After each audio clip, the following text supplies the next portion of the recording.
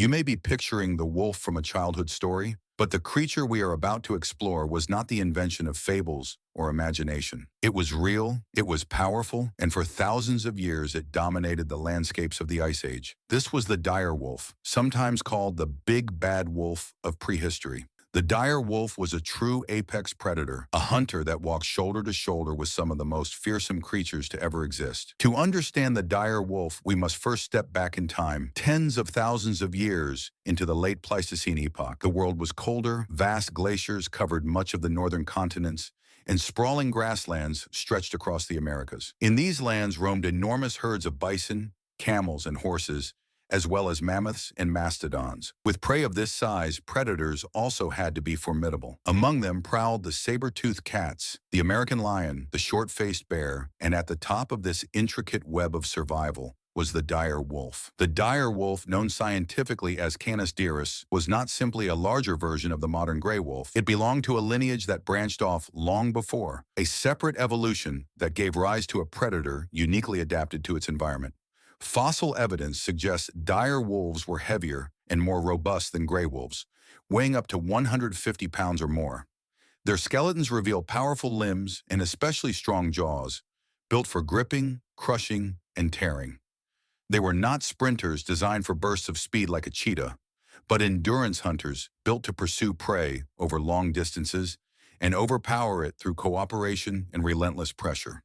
Their fur and exact appearance are matters of scientific reconstruction, but most agree they would have looked intimidatingly similar to modern wolves, only bulkier, stockier, with a head that seemed almost too large for their body.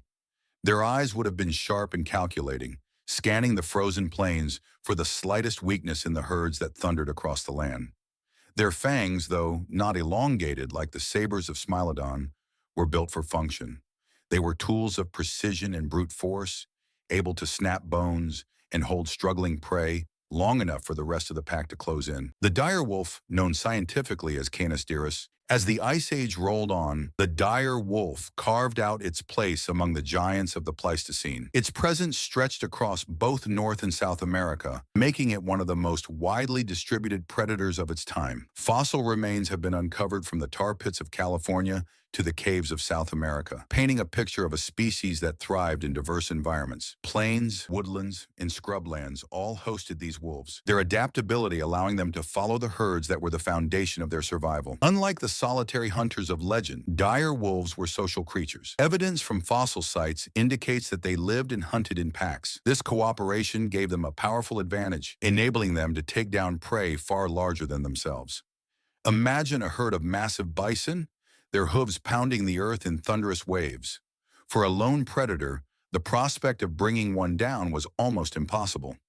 But a coordinated pack of dire wolves could surround, isolate, and overwhelm even the strongest of animals. The mechanics of their hunt combined endurance, persistence, and precision. Modern wolves are known for their stamina, and dire wolves likely push this trait even further. Fossilized bones show the stress marks of long chases, signs of animals that relied on distance and teamwork to succeed. Their teeth, stronger and more robust than those of gray wolves, reveal a strategy centered on holding and tearing rather than quick killing bites. When prey fell, the pack descended as one, each wolf tearing flesh and crushing bone until little remained. Such efficiency was necessary in a world filled with competition. The dire wolf was far from the only predator of its time.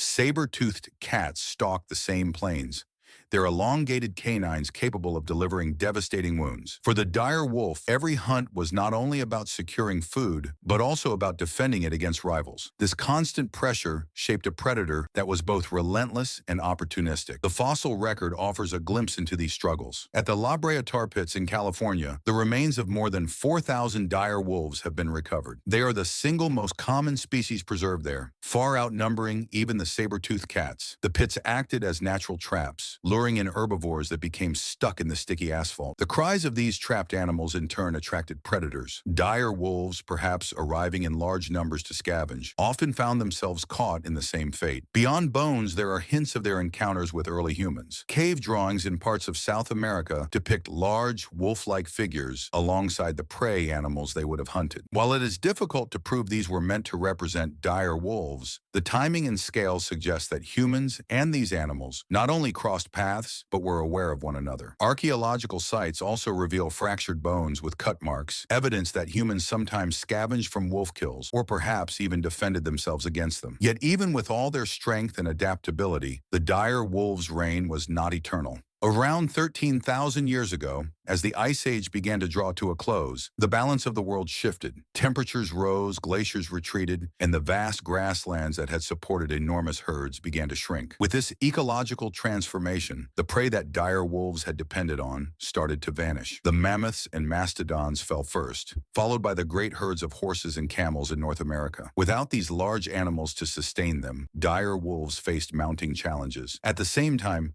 humans were spreading rapidly across the continents. Skilled hunters armed with spears and strategies, they targeted many of the same animals. The overlap between human hunting and dire wolf hunting meant direct competition at a scale the wolves had never faced before. In some places, evidence suggests that humans may have contributed to the decline of prey populations, leaving dire wolves with little to hunt. When combined with climate change, this spelled disaster for the great predator. The decline of the dire wolf was not immediate. For thousands of years, they clung to survival in scattered regions, their packs still roaming the plains and woodlands that remained. But the pressures were mounting on every side. With each generation, the herds grew smaller, the competition fiercer, and the world less suited to their way of life. The very traits that had once made them dominant, powerful jaws, heavy builds, and dependence on large prey, became liabilities in an environment that favored flexibility and smaller body sizes. Gray wolves, coyotes, and other canids fared better. In essence, while the dire wolf was built for a world of giants, its relatives were better suited for a changing Earth.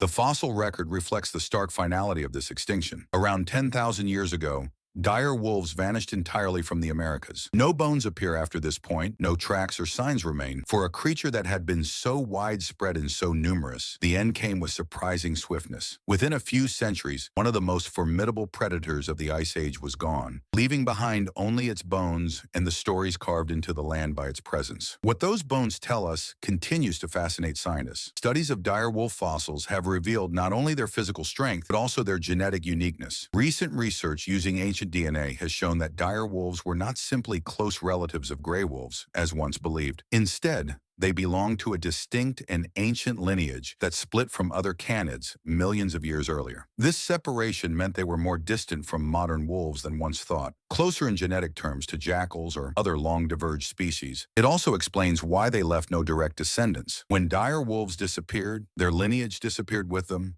As with many Ice Age extinctions, the end of the dire wolf was not caused by a single factor, but by a convergence of forces. Climate change altered the landscape, reducing the prey base. Human expansion added pressure through hunting and competition. And the dire wolf's specialization, once its strength, became a weakness when the world shifted beneath its paws. Today, the legacy of the dire wolf endures not in living descendants, but in the fossilized bones that tell its story. From the tar pits of Los Angeles to the cave deposits of South America, these remains remind us of a time when the Earth was ruled by giants and the predators that hunted them. Each bone is a fragment of a lost world, a record of power and struggle, survival and loss. In the grand sweep of history, the dire wolf's extinction was a moment in time, but its impact lingers. It challenges us to understand how even the mightiest can fall when the environment changes, and how adaptation is often the key to survival. Its story is one of both triumph and tragedy, a reminder that no species, no matter how powerful, is immune to the forces of change. And so when we think of the wolf from childhood tales, the one who huffed and puffed and played the villain, we should remember the reality that once walked our world. The dire wolf was not a storybook monster, but a living, breathing predator that shaped the ecosystems of the Ice Age. Its reign has ended, but its memory endures, carried in bones, in myths, and in the curiosity of those who seek to understand the past. If you enjoyed today's video, please leave a like and subscribe for more content.